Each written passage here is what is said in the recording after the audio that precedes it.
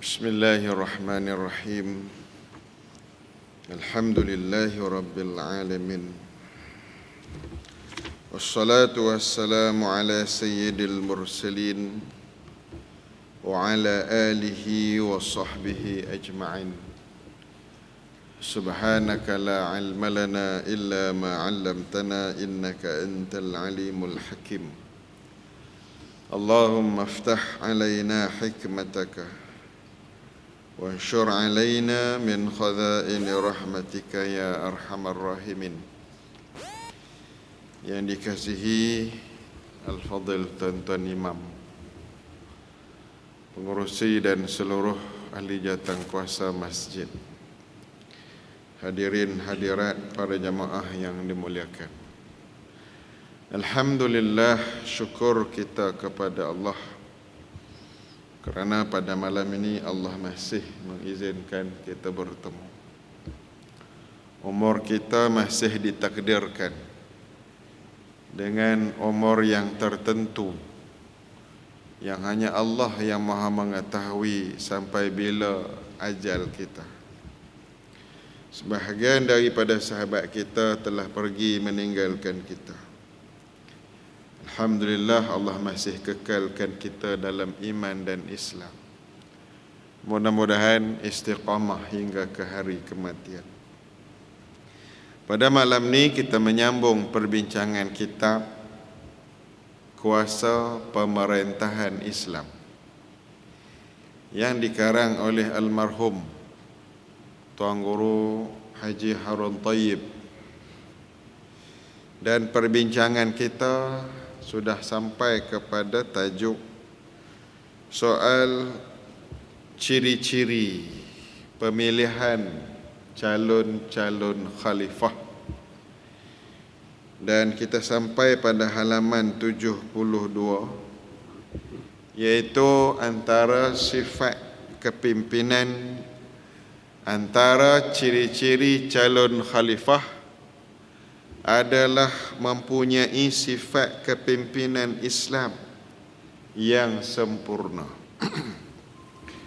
Pada sebelum ini kita telah bincangkan antara ciri-ciri khalifah, calon-calon khalifah, termasuklah yang memiliki kesihatan tubuh badan, jasad.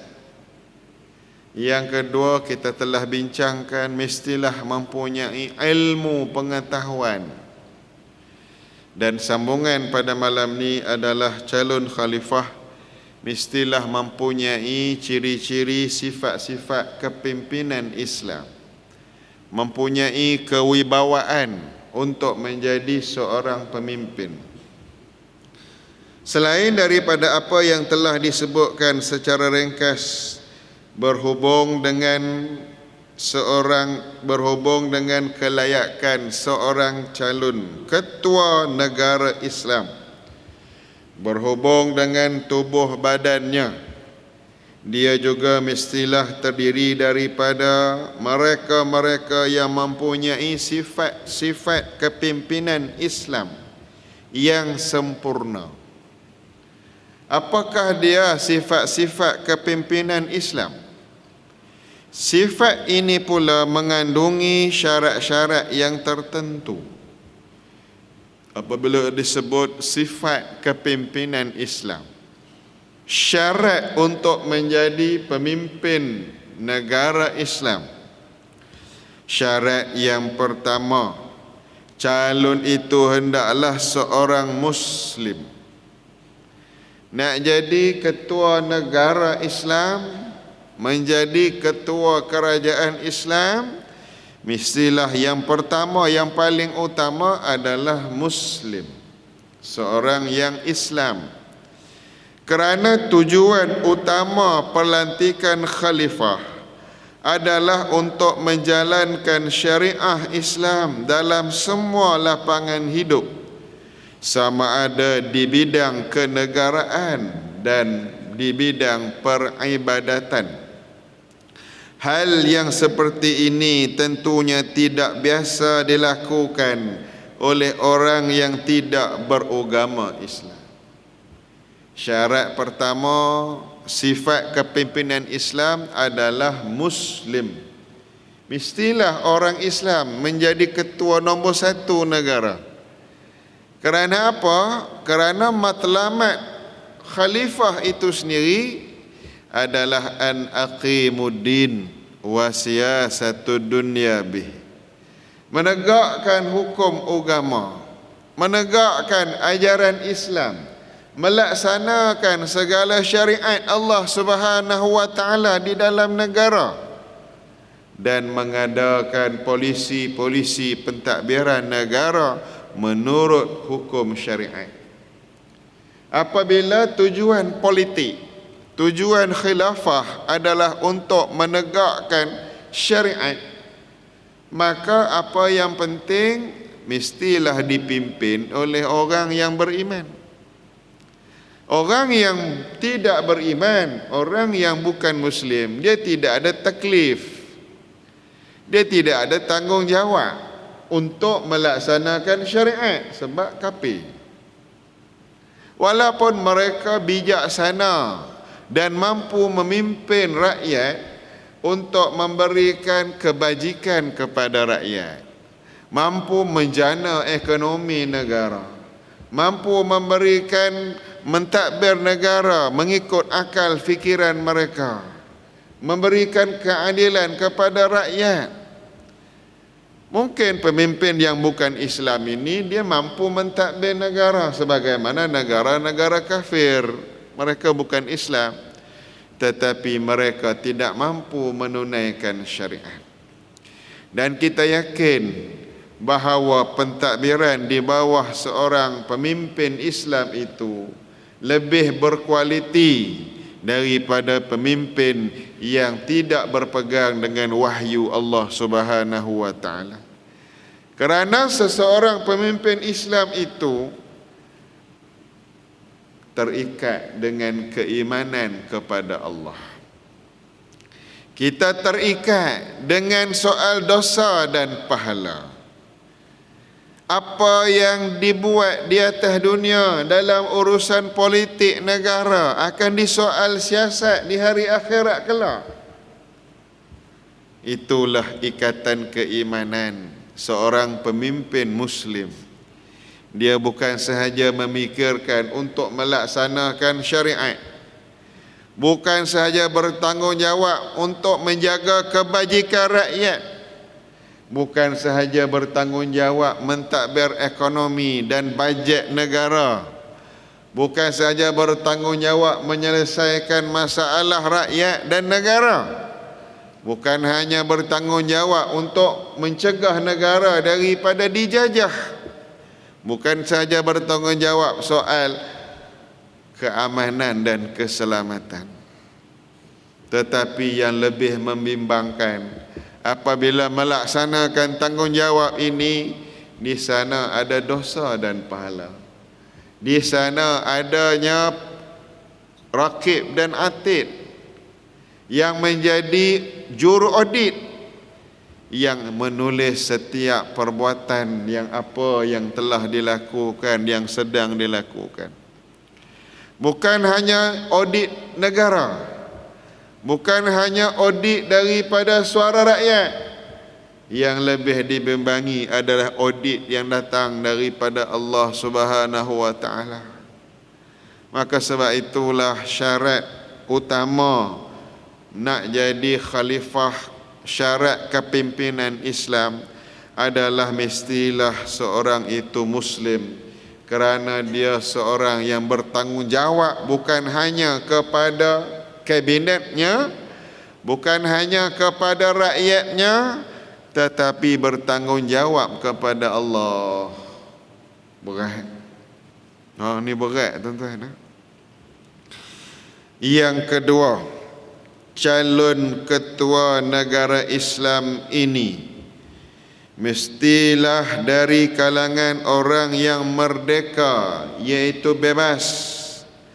Kerana hamba, abdi tidak boleh diserahkan kepadanya mandat kepimpinan ini, kerana dia adalah berkewajipan menjalankan tugasnya terhadap tuannya. Walau bagaimanapun, setelah hamba abdi itu dibebas, bolehlah dia dicalonkan jika dia memiliki cukup syarat-syarat lain. Syarat yang kedua, ciri-ciri kepimpinan Islam adalah orang tu merdeka. Bermakna bukan hamba abdi. Kerana seseorang hamba abdi, dia terikat kepada tuannya. Dia kena patuh pada tuannya. Mana boleh ketua negara, ada tuan pula duduk atas. Dia pula diperintah oleh tuan. Jadi siapa ketua negara? Dia ke tuannya? Tak boleh. Jadi hamba abdi tak boleh jadi ketua negara, melainkan sesudah dia dimerdekakan. Bila dia dimerdekakan, dia mempunyai kelayakan dari segi fizikalnya, mentalnya, ilmunya, kepimpinannya, maka barulah layak untuk dicalonkan sebagai khalifah. Kita dah bincang dulu proses pencalonan. Mesti ada calon, mesti ada orang yang memilih calon, dan mestilah ada rakyat yang memberikan bai'ah kepada pemimpin yang dicalonkan. Para jamaah yang dikasihi, yang ketiga, antara sifat kepimpinan Islam ialah calon ketua negara Islam itu mestilah seorang lelaki. Seorang wanita tidak biasa dicalonkan untuk jawatan ini. Syarat kepimpinan Islam nak jadi ketua nombor satu adalah bukan sahaja Muslim, bukan sahaja merdeka, mestilah lelaki. Lelaki nak jadi ketua negara. Berbeza dengan jawatan lain, di sana ada perbahasan ulama mengizinkan wanita menjadi menteri. Tetapi dalam soal menjadi ketua, menjadi Perdana Menteri, menjadi Presiden, menjadi Sultan, menjadi Agung, mestilah seorang lelaki yang layak dicalonkan. Firman Allah Ta'ala, Ar-rijalu qawwamuna 'alan nisa. Yang bermaksud kaum lelaki itu adalah pemimpin dan pengawal yang bertanggungjawab terhadap kaum wanita. Allah menyatakan ar-rijal, lelaki adalah orang yang menjaga, melindungi, bertanggungjawab, menjadi pemimpin kepada alan nisa, kepada wanita. Kita lelaki dalam rumah tangga, kitalah ketua keluarga. Bukan wanita, melainkan wanita jadi ketua keluarga bila suami meninggal, bila dah bercerai, jadi ketua keluarga lah wanita tu. Tetapi selagi mana ada suami, suamilah ketua negeri kecil namanya rumah tangga. Maka menjadi tanggungjawab lelaki untuk memimpin negara, bukan tanggungjawab wanita memimpin negara. Walaupun di sana ada dibenarkan wanita untuk memimpin jemaah menteri, memimpin portfolio di bawah seorang presiden atau raja atau perdana menteri. Para jamaah yang dikasihi, sabda junjungan Rasulullah sallallahu alaihi wasallam, la yufliha qaumun wallau amrahum ra'atah. Tidak akan berjaya sesuatu kaum yang berketuakan seorang wanita. Dalam hadis pula menyebutkan bahawa tidak berjaya sesuatu kepimpinan kalau wanita yang memimpin, khususnya sebagai ketua negara. Di samping itu, jawatan ketua negara adalah suatu jawatan yang berat dan tugasnya besar. Justru itu tidaklah begitu sesuai diserahkan kepada kaum wanita. Jadi syarat yang ketiga ni, yang nak jadi ketua kerajaan, ketua negara, mestilah lelaki. Walaupun ada calon wanita nak masuk, kan?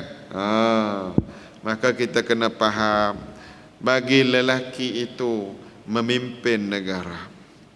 Yang keempat, calon khalifah hendaklah ianya seorang yang telah akil baligh. Seorang khalifah hendaklah seorang yang baligh, cukup umur. Khalifah kena sudah baligh. Kanak-kanak tak boleh jadi ketua negara. Orang yang belum baligh tidak biasa dipertanggungjawabkan kerana dia belum bertanggungjawab terhadap dirinya. Bagaimana pula hendak dibebankan dengan tanggungjawab orang lain. Jadi syarat yang keempat, mestilah sudah baligh. Baligh maka dia akan bertanggungjawab sebab dia sudah mukallaf. Orang belum baligh dia tak ada tanggungjawab. Tak boleh. Syarat dia baligh. Tetapi dari segi umur, bila nak pencen? Ni tak ada hak umur. Syarat dia baligh. Tapi dari segi tarikh tamat, bila? Ada yang 90 lebih tak mau berhenti lagi pun ada. Hak 80 lebih ada lagi. Yang 70 lebih pun ada lagi. Berapa umur yang paling patut jadi Perdana Menteri? Di sana tidak ada ketetapan. Nak jadi PM ni umur 30 kah? Umur 20 kah? Umur 50 kah? Umur 90 kah? Selagi ada kekuatan, ada keupayaan, ada syarat-syarat yang lengkap, umur berapa pun boleh. Tuan-tuan jangan marah orang tua jadi Perdana Menteri. Sebab selagi mana dia layak, bagilah. Ada hak umur 120 pun nak jadi PM, sihat, boleh bercakap, boleh fikir, bagilah. Sebab dia tak ada syarat umur. Bukan syarat. Selagi mana dia sihat, akal dia sempurna, dia ada kemampuan, dia boleh memimpin negara, sila. Tapi kalau dah nyanyuk nak jadi pemimpin macam mana? Kan? Yang kelima, calon khalifah hendaklah seorang yang berakal.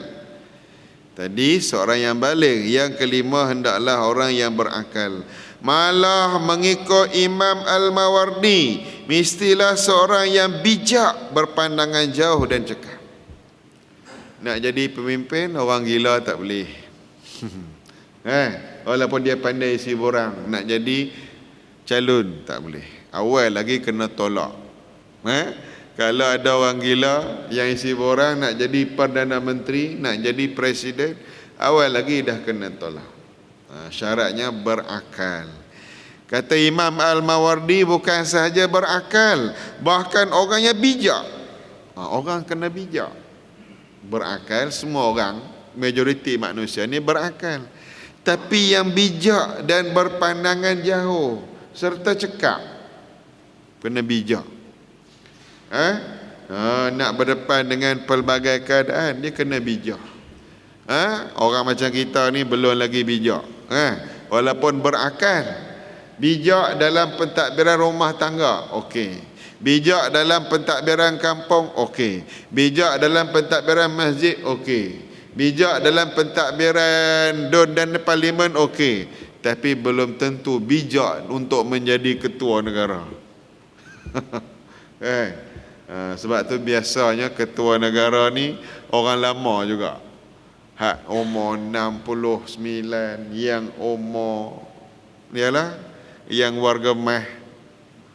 Selagi mana sihat, mampu mentadbir negara, silakan. Sebab nak jadi pemimpin memang orang yang perlu kepada kebijaksanaan.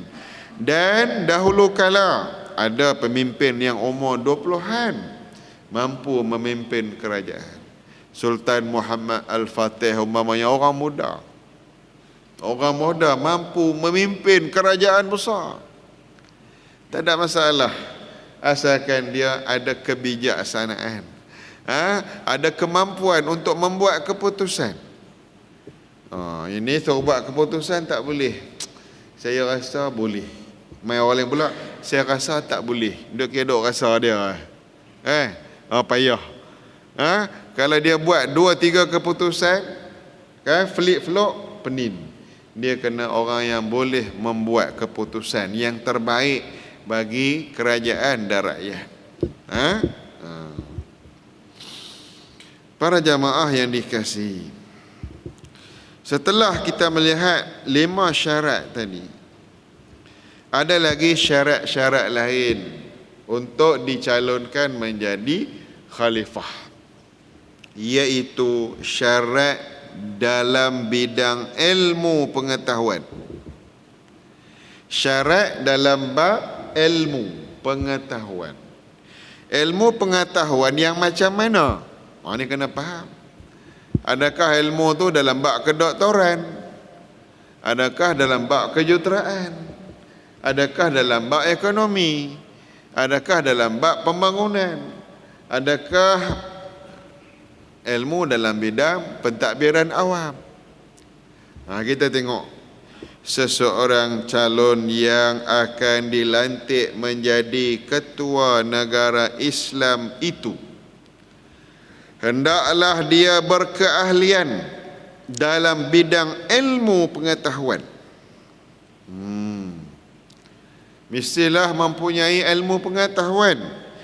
Yang dimaksudkan dengan ilmu keahlian di bidang ilmu pengetahuan itu adalah dia ada keahlian di bidang ijtihad. Tu dia. Nak jadi ketua negara ni, pemimpin yang mampu berijtihad dengan ilmunya. Ijtihad ni apa? Ijtihad ni kita dah bincang dulu-dulu tuan-tuan perempuan, iaitu kemampuan dia untuk mengeluarkan hukum, kemampuan dia untuk membuat sesuatu keputusan hukum syarak dalam perkara-perkara yang baru. Manakala hukum hakam yang sedia ada memang dah ada.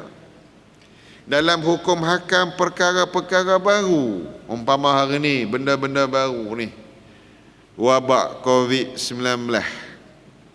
Kalau dalam hadis Rasulullah SAW menyebutkan tentang wabak ta'un. Habis itu kita bukan wabak ta'un, hadis kata ta'un, kita wabak COVID-19.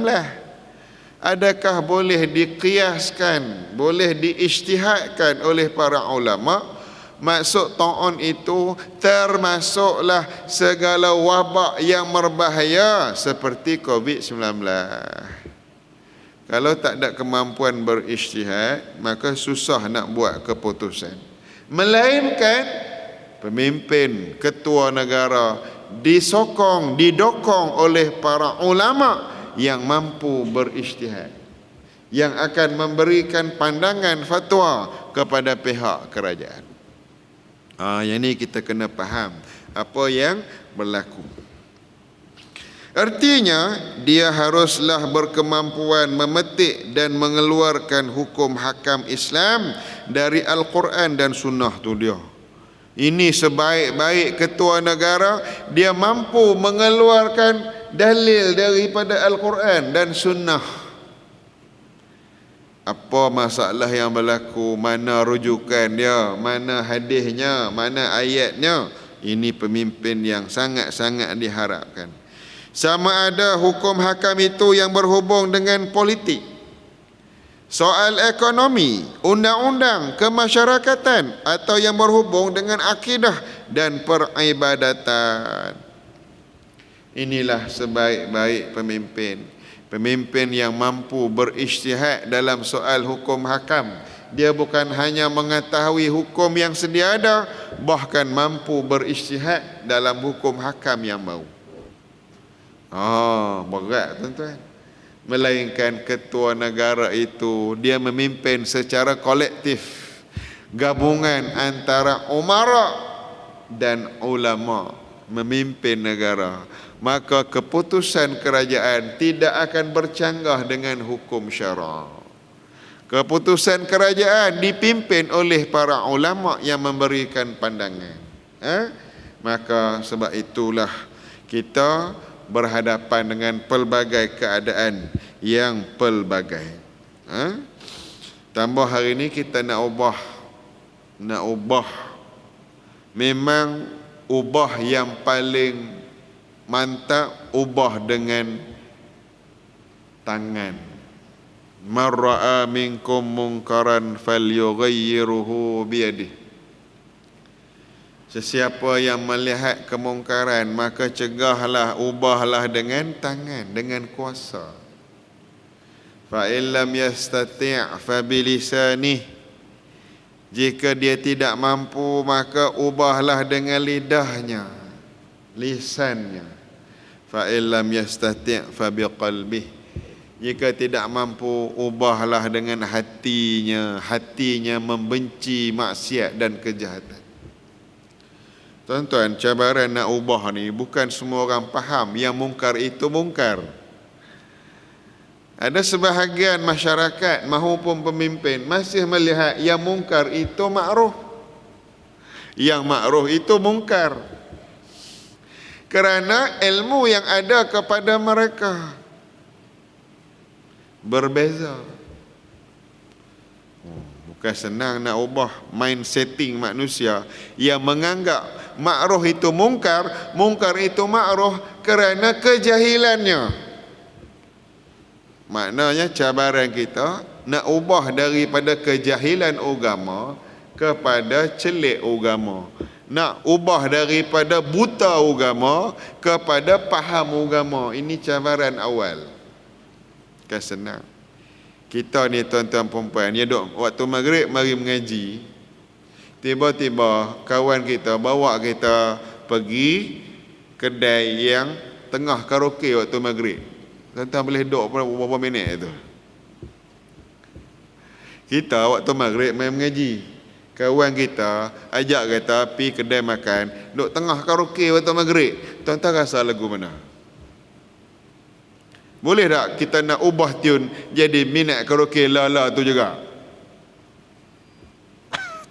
Tak boleh duk, tak boleh duk. Sama lah juga kita nak ajak orang yang duk suka karaoke waktu maghrib, heret dia main sembahyang maghrib, dengar kuliah. Boleh ubah malam ni juga. Duk lagu tu maghrib duk karaoke. Maghrib tak sembahyang, isyak tak sembahyang, karaoke lah dia sampai tengah malam. Nak ubah kerana kejahilannya yang terlalu lama. Cabaran tuan-tuan. Saya berkawan dengan orang-orang yang minat karaoke ni. Dia tak kira tang mana boleh karaoke, dia karaoke. Pertandingan memasak, kita pun pergi nak sampai hadiah. Tunggu hakim duk kira markah, dia dah 3 buah lagu. Kita aku main ni nak bagi hadiah, dia suruh kita dengar karaoke dia pula. Nak ubah tuan-tuan, bukan senang. Nak ubah orang dah biasa buat maksiat, ajak buat baik, memang cabaran besar. Jadi inilah cabaran yang kita terpaksa hadapi, kan? Masjid dah dibenarkan buka, tak main-main juga.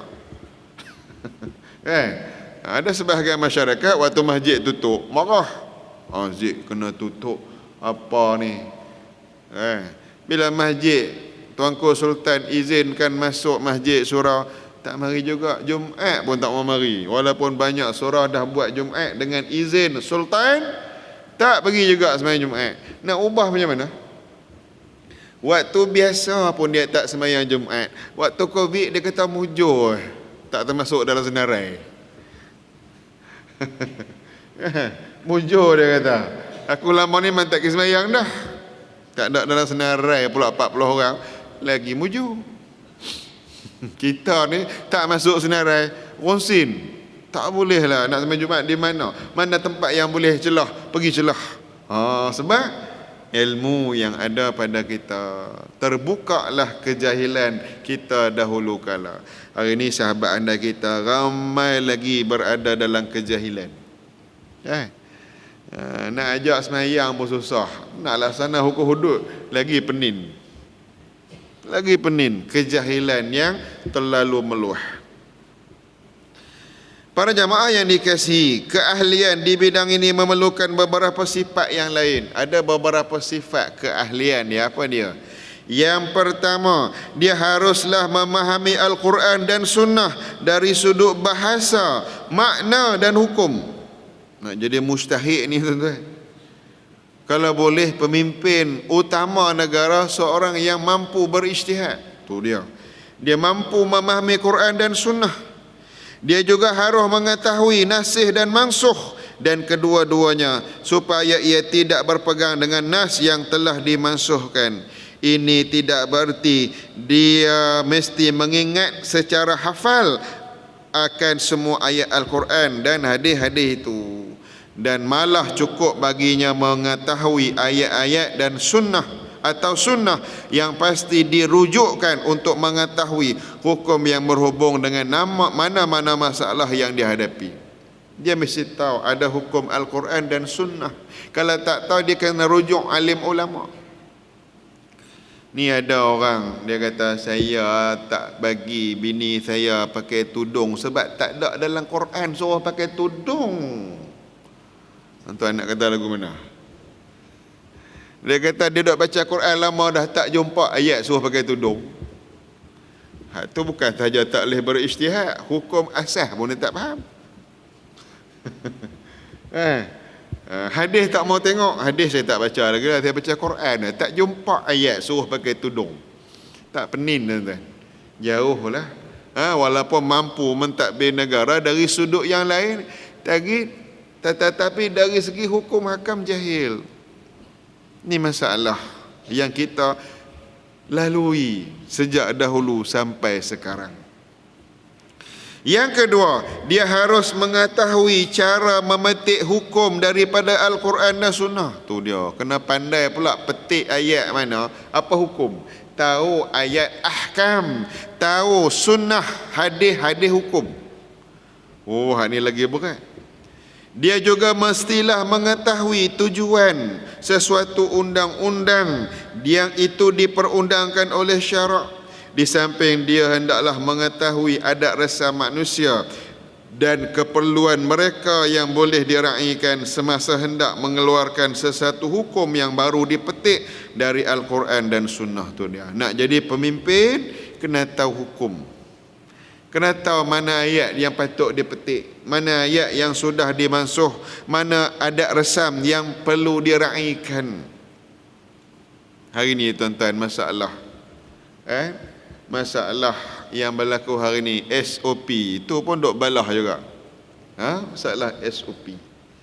SOP ni, adakah SOP di masjid ni, adakah keputusan Majlis Fatwa kah, keputusan Kementerian Kesihatan kah, Majlis Keselamatan Negara? Itu pun dah balah lah. Tak mau panjang-panjang tuan-tuan, cukup lah. Kan ada yang kata apa pula ni, Mufti Nukia dok dengar cakap Menteri Kesihatan pula dah, patut dia Tok Mufti keluar fatwa. Ni berlaku salah faham. Kan apa pula Mufti ni dengar cakap doktor pakar, keluar fatwa sendirilah. Awak pergi tanya pula engineer, awak pergi tanya pula pakar tu, awak pergi tanya pula ni.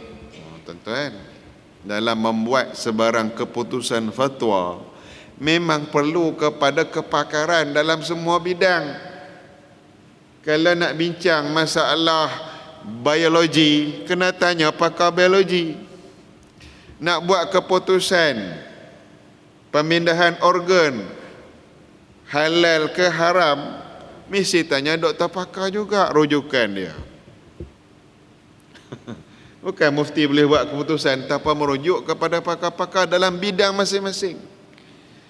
Ini perlu kepada kepakaran.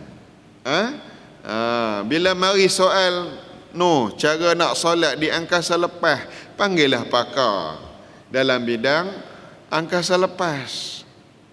Bukan semua mufti biasa duduk di angkasa lepas. Kan?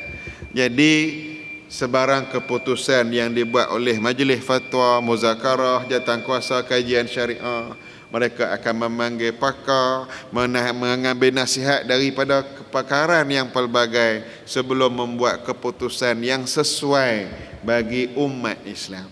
Yang terakhir, yang ketiga, untuk memahami Al-Quran dan Sunnah dengan sempurna, maka haruslah ia menguasai bahasa Arab dengan baik. Sama ada pengetahuan itu dengan cara belajar maupun dengan cara tabi'i, iaitu dia di mana dia lahir dan dibesarkan dalam masyarakat yang menggunakan bahasa Arab yang baik. Bahkan bila nak sebut jadi pemimpin ni kena tahu bahasa Arab. Sebab dia nak faham Al-Quran dan Sunnah. Nak buat apa-apa keputusan ada dalil. Kalau tidak ada ulama, dialah ulama, dialah umara, dialah ulama. Tetapi kalau seorang pemimpin ulil amri itu dia bukan ulama, dia hanya umara, maka bersamanya adalah golongan ulama yang akan memberikan pandangan-pandangan hukum hakam, mengeluarkan hukum hakam, memberikan nasihat tentang hukum hakam untuk memandu negara ke arah yang terbaik. Para jamaah yang dikasihi, jadi inilah yang disebut sebagai keahlian dalam bidang ilmu hukum hakam. Sama ada umara tu dia seorang doktor kah, dia seorang pakar bahasa kah, dia seorang doktor gigi kah, dia lulusan ijazah bidang bangunan kah, dia lulusan itu dan ini kah? Tapi mereka yang memimpin negara mestilah mempunyai asas agama yang kuat. Apatah lagi mereka mestilah juga mengetahui soal hukum hakam. Yang paling baik boleh jadi mujtahid. Kan? Setakat hari ini ikut kepada realiti dunia hari ini, payah nak cari seorang dialah umara, dialah ulama. Tetapi ada, bukan tak ada, ada. Secara realitinya ada, tapi tak ramai. Kalau ada seorang ulama, dialah seorang umara, ramai orang tak yakin pula Pak Lebai ni boleh ke jadi Perdana Menteri. Tak yakin pula dah. Tak apalah, bagi dululah jadi Menteri Alam Sekitar dan Air. Sebab nampak Pak Lebai ni boleh jaga kot alam sekitar. Nak test kemas sungguh pula dah. Ingat tak pandai, sebab duk biasa kuliah maghrib dengan tazkirah. Bagilah Menteri Komoditi dan Peladangan, duk biasa aku khutbah jadi imam. Rupanya orang yang hafal Quran ni pandai mentadbir, jaga pula dari pelbagai sudut, membangunkan pula lebih baik daripada yang pakar dalam bidang tersebut. Baru orang nampak tuan-tuan.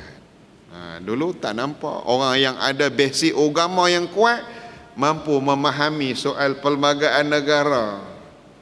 Jadi Menteri Undang-Undang. Dulu ingat Pak Lebai nak jadi Menteri Undang-Undang lagu mana, dia akan tahu hukum hakam. Bila bercakap, alhamdulillah, boleh menjawab dengan tepat dan tidak boleh ditolak hujahnya. Jadi kadang-kadang bukan tidak ada ulama yang umara, tetapi tidak diyakini oleh orang. Kerana mentaliti jahiliah ni sudah ditanam sejak dulu lagi. Pak Lebai ni cukup jaga masjid surau, tak boleh memimpin negara dan dunia. Ini bukan senang nak ubah, memerlukan masa yang panjang pula.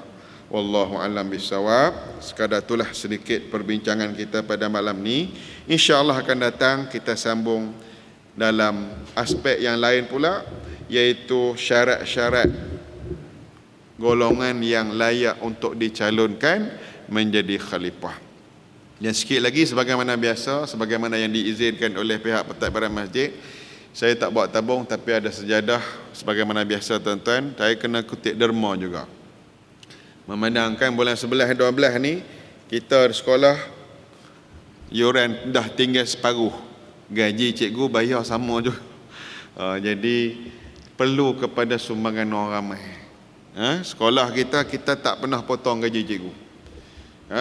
Cuma kita ada mohon jugalah subsidi upah.